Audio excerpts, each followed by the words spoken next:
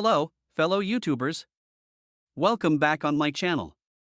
Grab your favorite snack, hit that like button, and let's dive into today's content.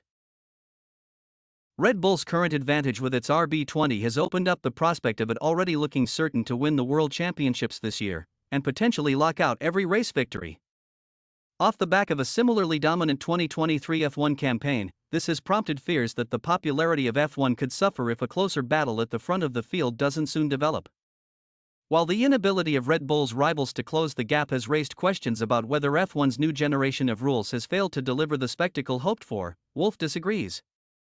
And he believes it would be a mistake to go down the route taken by Red Bull team principal Christian Horner in 2015, when he called on the FIA to change the rules and rein in Mercedes, who enjoyed a similar level of dominance.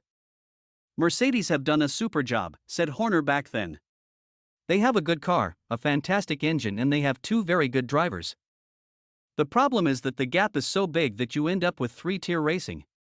That is not healthy for F1. They, the FIA, have a power output so they can see what every power unit is producing. They have the facts.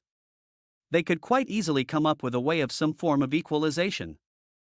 Wolff believes it would be wrong to waste time thinking that the rules are to blame for what is happening at the moment, suggesting that it is entirely up to Red Bull's rivals to do a better job. "I don't want to fall in the trap of a fellow team principal from next door in 2014-15 who said we should change the regs because it's too dominant," said Wolff. "I think they, Red Bull, have done by far the best job of all the teams over the last 2 years, and credit where credit is due. I mean, they are literally disappearing in the distance as they want and there's nobody else close. It's just that they are in a different league. And our sport is an honest sport. The best performance is being rewarded from car, from machine, and man. As racers, when we have such results, you're feeling down, but we're trying to change that with the right motivation for the week that comes. That's why we are believing that we can turn this around. We believe that our organization can dig ourselves out. I'm 100% sure we can." Team principal Vasseur says the current situation is one that he thinks can be changed, and that the focus needs to be on extracting more performance from the SF24 rather than worrying about if the rules are at fault. "If we're able to have the same improvement as we had last year, it's encouraging," he said. "Honestly, I'm focused on the team, I'm focused on the fact we have to develop the car.